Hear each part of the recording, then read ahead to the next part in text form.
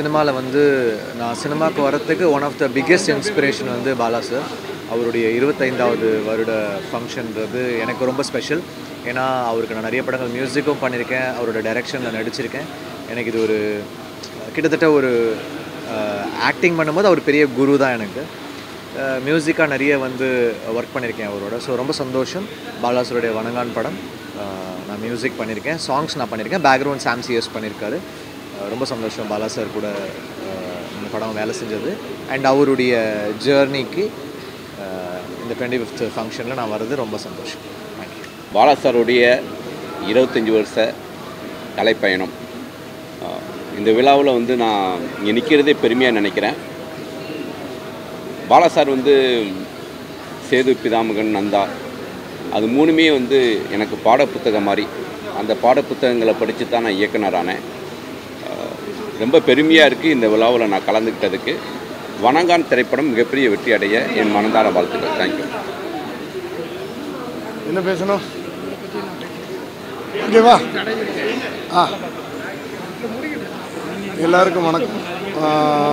பாலா அண்ணனுடைய 25வது ஆண்டு இதில் கலந்துக்கிறதுல எனக்கு மிகப்பெரிய சந்தோஷம். ஏன்னா ஒவ்வொரு பீரியடில் ஒவ்வொரு டைரக்டர் வந்து அவங்கள நிலைநிறுத்தியிருப்பாங்க. தமிழ் சினிமாவை தூக்கி நிறுத்தியிருப்பாங்க.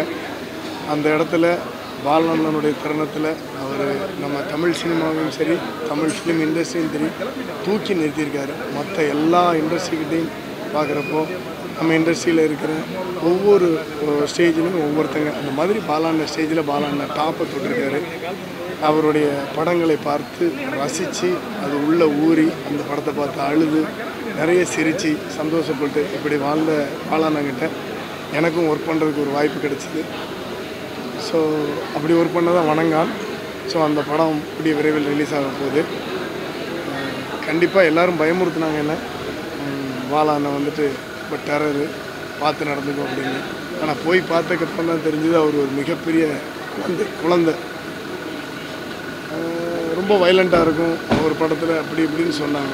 ஆனால் வைலண்ட்டை ஆதரிக்கிற ஆளாகவே இல்லை. நான் அவர் கூட நிறைய இடத்துல ட்ராவல் பண்ணியிருக்கிறேன். இந்த பாஷா படத்தில் வர்ற மாதிரி நிறைய இடத்துல ட்ராவல் பண்ணும்போது ஏதாவது பிரச்சனை வச்சுக்கோங்க, அதெல்லாம் விட்டுருங்க மாஸ்டர், கண்டுக்காதீங்க அப்படின்ட்டு போயிடுவார். ஆனால் படத்தில் பார்த்தீங்கன்னா ஒரு இடத்தையும் விட்டு கொடுக்க மாட்டார். இல்லை இன்னும் நல்லா வேணும் ஒரு இடத்த விட்டு கொடுக்க மாட்டார். அந்த இடத்துக்காக அவர். ஸோ இப்படிப்பட்ட பாலா அண்ணன் இன்னும் மென்மேலும் வளரணும், இன்னும் நிறைய வெற்றி படங்கள் கொடுக்கணும், நிறைய பேர்களை உருவாக்கணும், நிறைய கதாபாத்திரங்கள் உருவாக்கி கதாநாயகர்கள் உருவாக்கணும். என்னோட மனமார்ந்த வாழ்த்துக்கள்.